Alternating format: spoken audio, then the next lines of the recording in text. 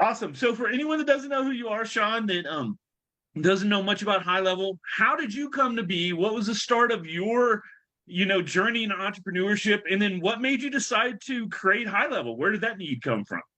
Yeah, well, that's let's see. I think I've always been an entrepreneur. As a teenager, I had a website business, and this just kept rolling on, and eventually I started a really big answering service, and then from there I started my first SaaS company in the accounting space, and then I sold that, and then finally got to HighLevel. And the real reason that happened was in my first software company, I got to work with a lot of small businesses, and they all wanted the same thing. They wanted more leads, more customers. And at the time I thought, well, I can just write software to do that because I'm a software engineer. So I linked up with my co-founder, who's also a software engineer, and we kind of started down that road. And what was really disheartening actually initially was, we would sell it and people would love the demo and all this, but then they would cancel after 2 weeks. And when we asked them why, they said, well, we just don't have time to implement this thing.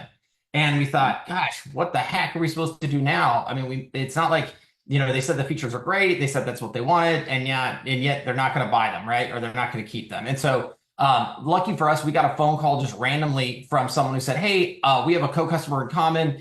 You're serving my customer. I forgot what it was. Like some kind of, I think it was like one of those hydration spa things. But anyhow, he said, I'm a marketing agency. I'd love to see what you're doing with my customer. So we got on the phone with him. And, what was interesting is at the time, I was like, why are we talking to this guy? He doesn't pay us. He's not a customer. But what was awesome was he really opened our eyes to the fact that there are all of these amazing people out there that are helping these small businesses. And, we started off calling them agencies, but we think of them more as marketers now. And they could be content creators, that kind of thing. But basically, people who really have the expertise and the ability to learn and implement these tools on behalf of others. And there's this massive world of them. And so once we learned that, we really just said, you know what, we're going to focus just on those people. So we stopped selling to small businesses. We focused just on those folks, and that's really kind of how we've gotten from what looked like a very short failure to a great deal of success.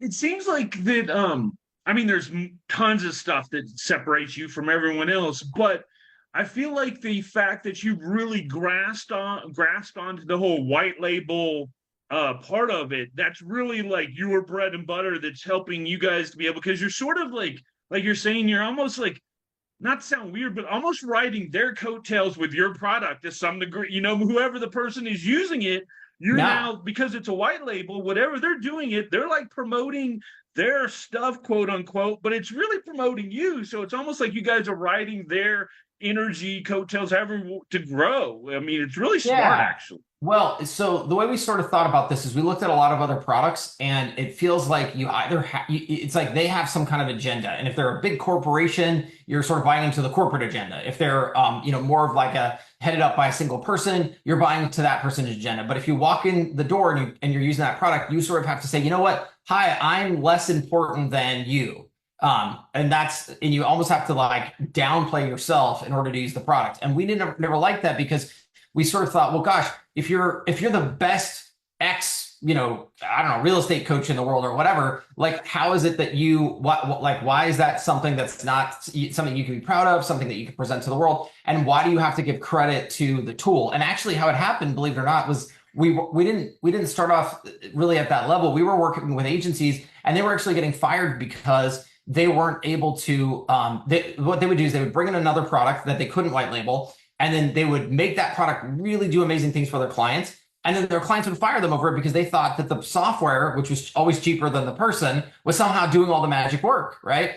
And we knew this wasn't the case. And ultimately what would happen, of course, is the software would stop working so well. But the problem is the clients would never come back and say, I get it now. It was all my fault. I'm an idiot. No one would ever do that. So we white labeled it to remove that association, right? So it was sort of like, well, I am the software. And that was the whole point. We realized that people, whether they're a small local agency serving local businesses or some mega influencer person, their value is themselves. The tools just assist them to get that value out into the world. And so white label for us was incredibly important so that those people could stand on their own stage and be the star of their show because, all of these people that I would meet, they had the chops to prove it. They had, amazing results for clients. They were doing great things in the world. And, a lot of times they were actually doing the opposite of what you said. Like they were actually using their celebrity to promote somebody else's product.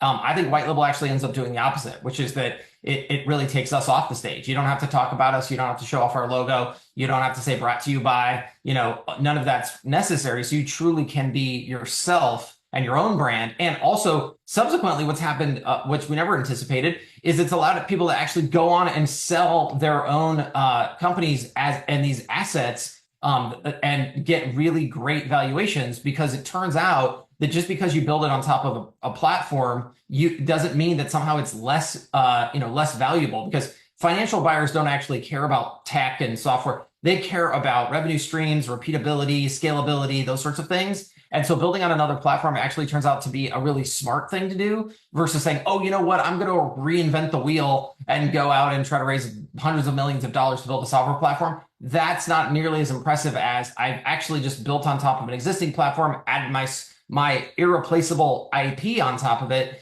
And now I have a very, thin, profitable model that you can then invest into. I always tell people that they're if anyone ever tries to like hide it's on HighLevel or whatever, I'm like, that's ridiculous. I mean, think about this.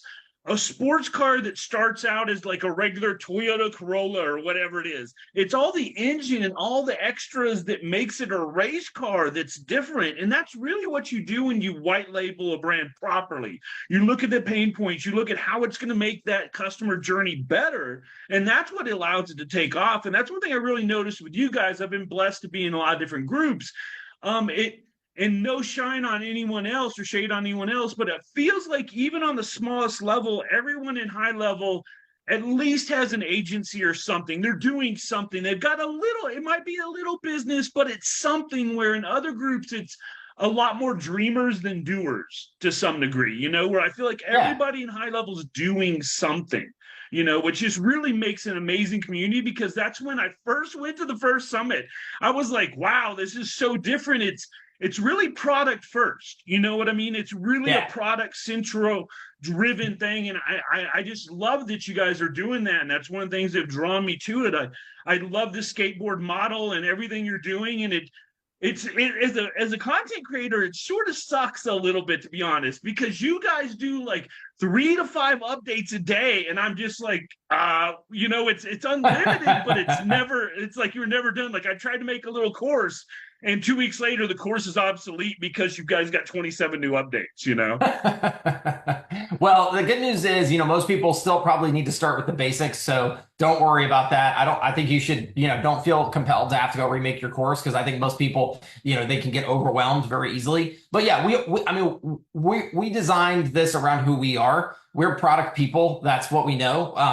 We're not coaches or content creators, but the fun part about that is we don't feel any pressure to be those people, because we get to work with those people, right? And we don't see ourselves in competition with those people. We see ourselves in service of those people. So our mission is, of course, our event is going to be about the tools, because we don't speak to the people who are trying to, we're not trying to find the dreamers, like you said. We're trying to find the people who actually create the content, who use the tools, who are the professionals. And they're the ones who are actually going out and helping people. And so our mission is making sure you have the best tools of the trade. And we're going to talk to tools all day long to you, but you're going to turn around and you're going to talk about how to accomplish things with those tools. And you're not going to talk about the tools as much. And so it's a beautiful pairing, in my opinion, because that's actually how the world tends to work out. You're either really into tools and products, or you're really into using tools and products to create outcomes. And so for us, it's like a partnership.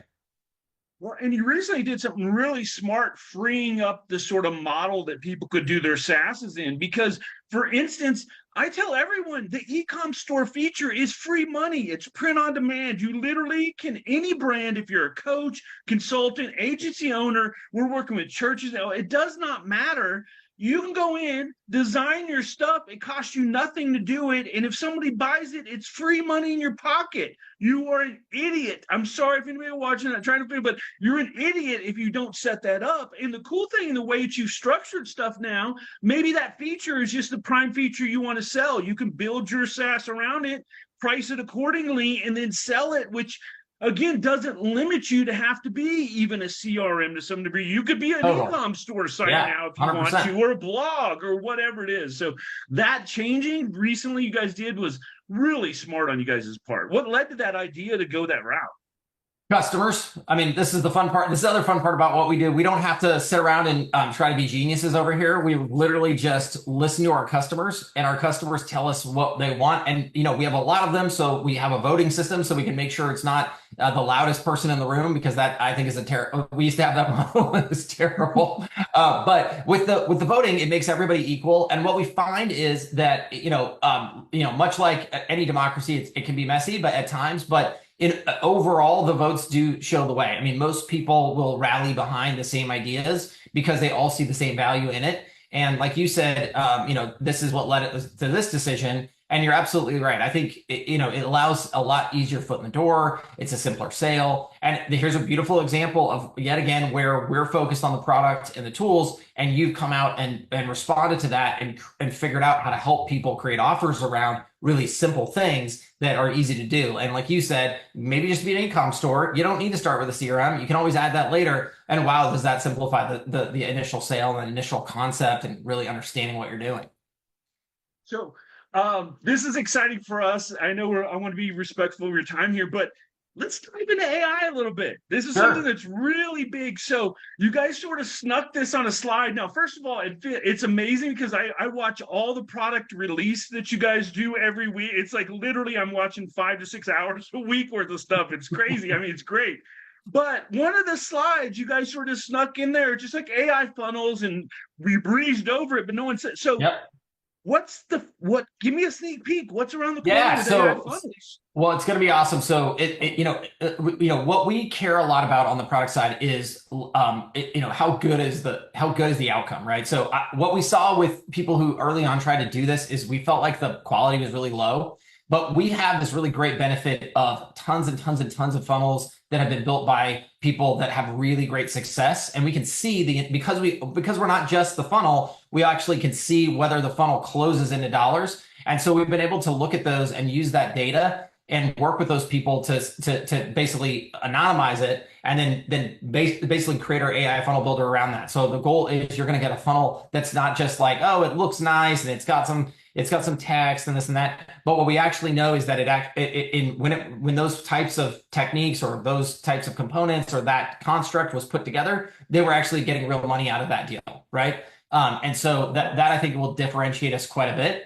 And on that AI front, what we're doing is we're also starting to roll all this up. So the way we're starting to think about this is, instead of like, hey, I'm going to use AI content creation and AI chat and AI funnel creation and all of that, what if instead we had something like an AI employee, and you're thinking, gosh, instead of paying something over here for AI and paying something over there for AI, what if you just hired an AI employee, and that AI employee could do all of these things kind of unlimited for you every month? And it didn't matter. So when you're going out to your customer and you're making that sale, instead of trying to explain to them why they should pay, $2.50 for the AI funnel builder to build a funnel, and some money for them to do the chat and some money for them to create the image, you just say, hey, look, let's just hire an AI employee. It's one flat fee, and that AI employee can do these 20 things for you. And you can really just go to town with that. 1 second, Shaun. So to be clear, are you telling me that you guys are basically building AI agents that are going to be integrated in a HighLevel and help throughout the whole customer experience to some degree? Oh, absolutely. In fact, one of the big things I'm excited about here is inbound voice AI, which will be going live this quarter. And that's going to be another skill because, I think a lot of the voice AI stuff early was outbound. And, I don't know about you, but I felt like the reviews said, cool idea, but didn't quite hit the mark, right? And, some of that was there's some initial delays in the et cetera, but I think there's also just some limits still to what AI can do. But on the inbound side, what we know is people miss calls all day long. If I ever ask someone, have you ever called a business and they haven't picked up the phone? Everyone says yes to that, right? So what we do is we say, listen, when the call doesn't get picked up, we pop the inbound voice AI agent on. And they don't try to pretend they're human, but what they do is they try to do all the things that most people are calling to do, which isn't talk about the weather or get really detailed into how you do your plumbing. They want to book an appointment. They want to get some basic information, that kind of thing. And so our voice AI inbound agents will rock that, and we'll make them very niche specific, of course. And so, but that yet again is another skill your AI employee could have. And when you're selling that to your customer, you don't have to sit there and, try to get them to pay 6 different AI fees. Now they're just going to pay one. I jumped on a call with Rue, the head operator and he walked me Yep. through some of the Figmas you guys have. And wow, the cool thing is your skateboard model is basically equal to a lot of people's base model right now with what you're going to be able to do with different tasks and features. I was just like, man, if the voice is there and the latency is there, for basic stuff, especially, why would you? Good to I mean, go. the fact that Yeah. you guys are even going to have it to potentially to where it will be able to fire off workflows during the call. Oh, of That's course. so Yeah. big. Imagine being Yeah. able to be like, oh, I recognize you need a PDF. It's on its way. Oh, it should Yeah. be there Totally. right now. 100%. Oh 100%. my gosh. Yeah. And It's then gonna be and you're it's gonna saying be it's going to phenomenal. link everything together too, and be able to like set up.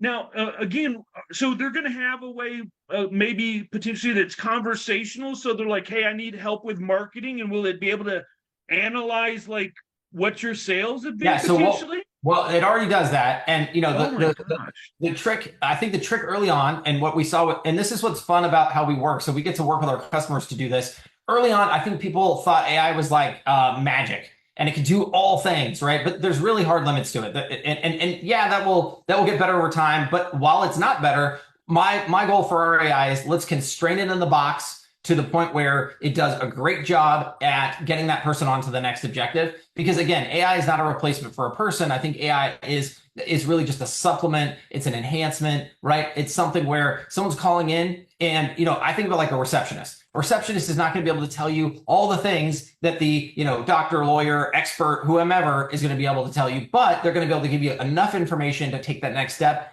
get you booked in for an appointment, that kind of thing. And then as the practitioner, what have I done? I've just freed up all my time to actually be able to do the thing that I'm good at versus sitting around scheduling appointments or taking inbound calls and giving basic information. The AI agent will rock that use case.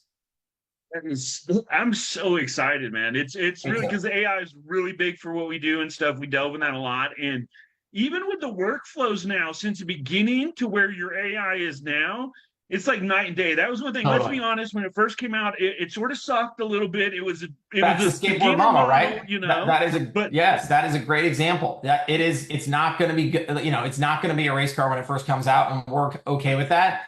But that's what's fun about it, right? So we get told specifically, hey, this is the part of this I don't like, versus us dreaming it up and working on it for a year, coming out with it and still missing the boat because we got some other part of it really, really dialed in. And that's the part you could care less about and isn't very useful. So that's why we love the way we do this. So yeah, you're absolutely right. When it came out, it was clunky and it didn't work the way everybody wanted it to, but we got the feedback we needed to quickly get it there. So that's what's exciting about it. well, and speaking of feedback and that type of stuff, so I mean, you guys are amazing with that. But like, for instance, what made you decide to go so your support so different than everyone else's? Like, Yeah. yes, like I made a mistake the other day and I accidentally some went mind blanked and I put my account. I just bought a new phone number and I put it for the phone number for the account. And then I went to log in and it couldn't send me a text message. So I'm like, Oh oh my no. gosh, I locked myself out of my Yeah. within like 10 minutes, 7 minutes, I'm on a Zoom call with one of the team helping Yeah. me out. Like, tell me what made you decide. I mean, it's amazing. Like anybody Yeah. that So complains I mean, doesn't early know how on, well your support really is. yeah, it's true. I mean, I am very proud of that, and I guess I've always believed that the best software in the world is pretty worthless without great support because inevitably you're going to end up needing it.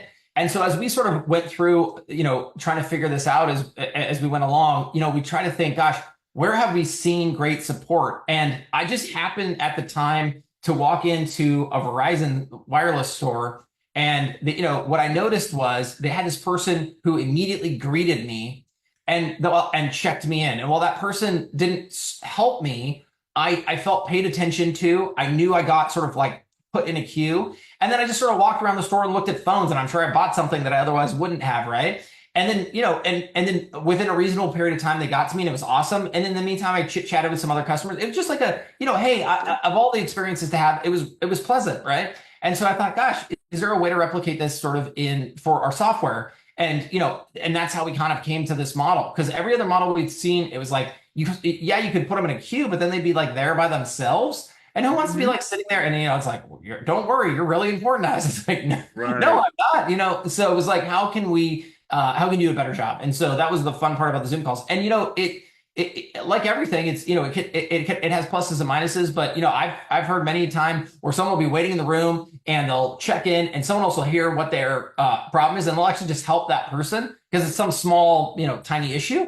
And our people never even get involved. So I love that we can create this sort of interaction with our customers. And sometimes they just meet each other and they talk about business and they talk about marketing. And I think that's what a fun way to do it. Yeah, it was amazing. Now that you mentioned that experience, I used to be a Verizon customer and have gone through that flow before. I totally see it. So that's a great story, man. I love that. So, Yeah.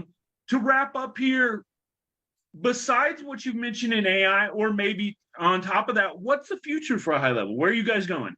Well, I mean, I mean, I like it. It's exciting, but I always find it, I think I have a boring answer for this. People love like big numbers and fancy claims and this and that. But, I mean, our goal is we care a lot about the money that our customers make, and that's what we KPI around. So right now we're on the way to $1 billion in customer revenue. And I've always said I want to be a $10 billion company. And the way I think about that is I want to see $9 billion going out to my customer and $1 billion coming into us. And that is the journey that we're on. The model that we have is working really well for that. And the great news is we're going to continue to add products and features that our customers want and need and allow them to go on the attack against any other software platform out there, no matter what it might be. And we let our customers lead the way in that. So today, we just launched Ads Manager, so you can launch ads in the platform, which is awesome. We have a lot of AI stuff that is coming online. We have custom objects, which for the right person is super nerdy and cool. And I actually think this will actually cut two ways. The custom objects will for like the, hey, I'm trying to sell to the HubSpot customer or whatever. That is a great feature for those folks. But there's another cut here, which is, hey, I'm going to go sell to the veterinarian and they want to see pets and pet parents in the CRM. How the heck do I do that? Well, custom objects will allow for that too. So I think it will allow us to really go specialize for a lot of businesses. So there's all of these cool features that are coming out all the time. And, it could be new things on the social planner. It could be, new importers from other systems to make it easier to transition over, like on and on and on. We have 350 engineers now. We'll have 450 by the end of the year. So we'll just continue to pile on those features. And again, we'll let our customers lead the way with the votes and do what we've always done and, keep pushing towards that $10 billion goal. Yeah, it's so smart the way you guys have set up your dev teams too, where it's like everybody's got a lane versus sort of like, oh, everybody's going to do everything. That doesn't really work that well, It you doesn't. know? No, that's chaos. And what's fun is, we have product managers assigned that way. They have their own town halls. So you can, if you just say, look, I could care less about this, that, or the other, but I really want to know about, ecom. You can show up on that town hall and know exactly what that team is doing, tell them exactly what you think they should be doing, right? And so, you can really have an impact in the areas that matter to you and be informed about the areas that matter to you without having to swim through everything else. And I love that we've been able to put leadership down at that level. I attend almost all of the town halls, especially at least live or watching the replays at 2.5 speed sometimes because it's so much. But I love to everyone on there, the manager, whoever it is, taking notes. Okay, that's a great idea. And then sometimes you'll see it even the next day or the following day implemented. And like you Yep. were saying with custom objects, I'm blessed to be in the beta group. So like we have a vet. We're now tracking pets. We're tracking medications. We're tracking inventory. We're working with other churches, tracking pastors for different churches and all the There you go. affiliations. See? It And really everyone I think that's such a phenomenal thing. I love that you're in that group because you get it. It's like if I'm a church, I see the world, in this way, right? I think of pastors. I don't think of contacts or companies or whatever, right? And so you need to be able to adapt the system to that. And I love that you're helping us do that and helping us make that better because I do think that is going to be a massive differentiator. And I think we'll make them into templates eventually. So when you come in and you say, oh, I'm working with a church. It's never going to put out company and contact. It's just going to put out pastor and I don't know whatever and church, Right. and so I think it'll make it a lot easier. And I forget what you call them, parishioners, attendees. Sure. But Yep. so you'll have all of those things sort of natively in the system, and they will be first class objects. So you can put them in workflows, and you can sort them, and you can search them, and you can filter them, and all of those things. And I think that will be a huge positive thing for us. Everybody's gonna flip out. I'm on bated breath right now, waiting for the workflows for them to come out so I can Me start seeing too, what. man. Me too, Oh because man, they it's told me gonna be when that comes amazing. out, we can finally release it to everybody. And I think that's going to be huge. But the good news is it will be by the end of this quarter. So it's very, very close. Awesome, man. Well, thank you again for your time. I really appreciate it. This Yeah. is great. Everybody's gonna love it. Man, I make AI agents like that's. I appreciate you telling us about that because that's sort of groundbreaking news. That's Yeah. I Agreed. can guarantee tons of people's mouths are going to fall open. Mine did when Oh, I heard about that. I totally agree. I think in the future, everyone is going to have an AI employee, one Right. way or another, because we're all going to use AI. But I think it's been very confusing because it's all parceled out into 10 different things. And we just need to like make it simple for people and be like, oh yeah, don't sweat it. Your AI employee can do 20 things, but it's just one cost, and you don't have to think about how you're weaving it all together. That's amazing, man. Well, I appreciate your time, Shaun. Thanks for Yeah, being hey, here. thank you.